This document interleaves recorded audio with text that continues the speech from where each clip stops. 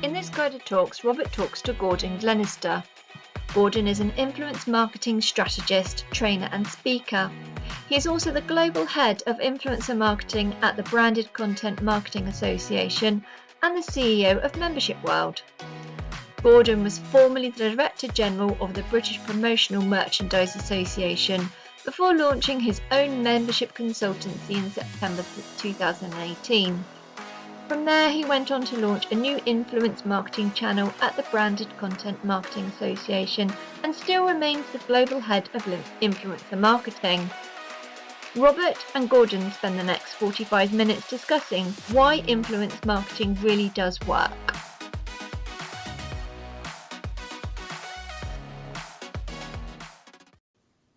Hello and welcome to the GYDA Talks, and it is my absolute pleasure today to have as a guest a gentleman by the name of Gordon Glenister. Gordon has written an amazing book, and I've known Gordon, I think I've known him for probably 9 or 10 years. He invited me to speak on stages in the Ricoh Stadium and places like that.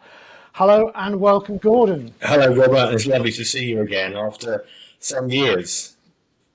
It's absolutely fantastic. It's great. So, just tell me, what are you doing now? So, loads of things, to be honest. Where we met, of course, I was the Director General of the British Promotional Merchandise Association, and I left that in 2018 to set up my own membership consultancy. And you know what it's like when you start your own business. The first people you tend to talk to are the people that perhaps you know.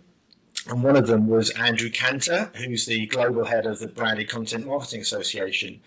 And we sat down in I think it's a Charlotte Street hotel in Soho. And I was talking to him about perhaps some things that we could do together. And I said, look, there's this massive growth in influencers, isn't it? Influencer marketing. And some of it's getting a bit of a bad press. And I'm thinking about, a lot of these individuals that have grown these phenomenal audiences, who's looking after their interests? So anyway, cut a very long story short, we decided to create a new association to represent the influencer marketing industry. So that's what we did, actually, and we launched that in July 2019. And about that particular time, I approached Kogan Page, which are a global publisher.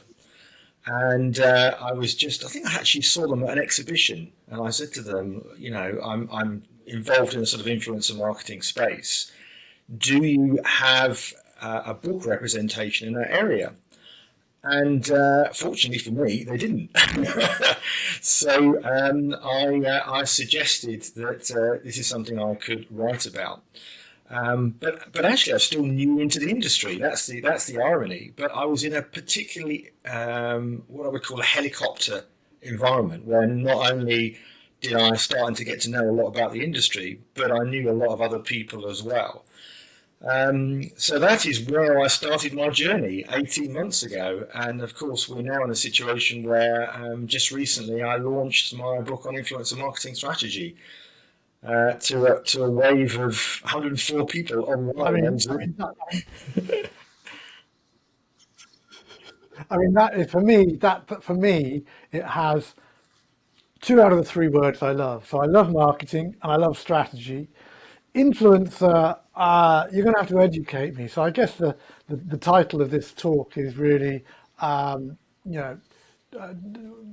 influencer marketing really work? Or why influencer marketing really does work, maybe a more positive spin on that.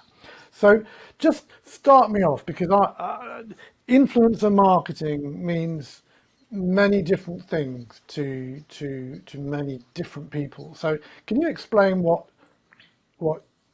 some of what the different definitions are and what it means to you? Well, you know what I think is fascinating is in a way, it's nothing totally new. We just created a different spin on word of mouth marketing, and using individuals to promote a product or service. And if you go back to sort of Marlboro Man, and some of the historic characters that we all look up to, even the milk tray guy, these are individuals that in some shape or form we've connected with. And what I find, the term influencer, of course, has been in some areas demonized by the mainstream media, but it's actually still a very powerful word, and I'm an absolute fan of it, to be honest. Although within the industry, a lot of people, particularly social media influencers, will often refer to themselves as content creators or digital creators, because that's what they do. They create amazing content. And I've been, but of course, you're right. An influencer, it could be a journalist. It could be a chemist that's had a really strong, knowledge about a particular niche. It could be, Robert, you're an influencer in the digital marketing arena. You have the ability to influence. Thank you very much. You have the ability to change behaviour and for people to take action. I mean, I'm always fascinated why we follow certain people and why we don't follow others. What is it that helps that makes us press follow? And largely, it's because we're either entertained, we're educated, we're inspired. Sometimes we find influential people can be controversial. I mean, take, for example, Piers Morgan, highly controversial character, but has a huge audience. And there will be people there that don't like what he said, but actually, in a way, he's still creating influence. So it really can. And I guess that kind of leads on to, in a way, just is it what you're saying then is, myth number one blown. It's not just a Generation Z type thing, a Gen Z thing. I mean, it can be Dustin Hoffman as much as it can be Jay-Z, so to speak. Yeah, I mean, in fact, I think the oldest influencer is over 80, and she's got something like nearly 4 million followers. I should have got her name, actually. Baddie, I think her name is. But of course, what she's created is she's created a personality. Influencers that are successful, professional influencers, are very articulate at telling their story. And the reason why we talk a lot about Gen Z is because they connect with people that have an authentic voice.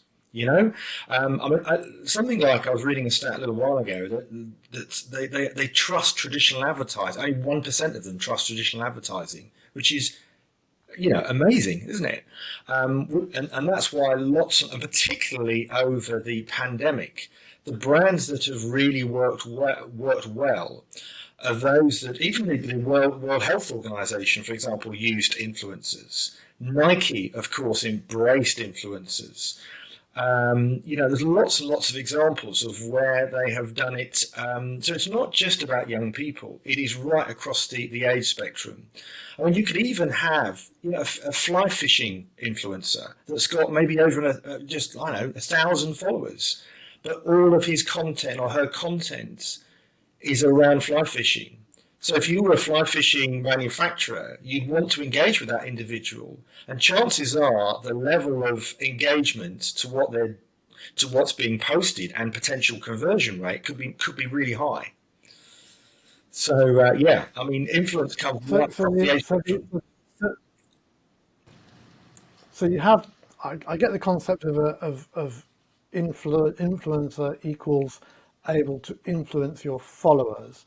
Does an influencer have to be paid by someone to use products in your mind? In other words, you see these people going, I've had my hair straightened with these amazing hair straighteners, or I'm wearing this wonderful handbag. I mean, that's kind of the idea we have about influencers. But obviously, there are different levels of influencer, from someone who is what I would describe as an ambassador. In other words, someone who says, I can't go anywhere without my Apple iPad. I love Apple iPad. I adore Apple iPad. And I can't wait for the next Apple. And they kind of bring it on stage when they're interviewed and stuff. And that's like what I would call an ambassador versus someone who maybe tarts themselves a bit more to get whatever the latest makeup, or, again, I'm making sweeping generalizations, for which I apologize. But there are people who are, you can just buy their voice. Yeah, I mean, I'm supportive of influencers that are paid, because actually to create proper content. I mean, if you think about videoing, for example, it's not about even, taking a picture or taking a video and posting it up. There's a lot of thought that will often go into that. I mean, I've often been out with some of these fashion influencers, and they'll take like 100 pictures to try and find the right one.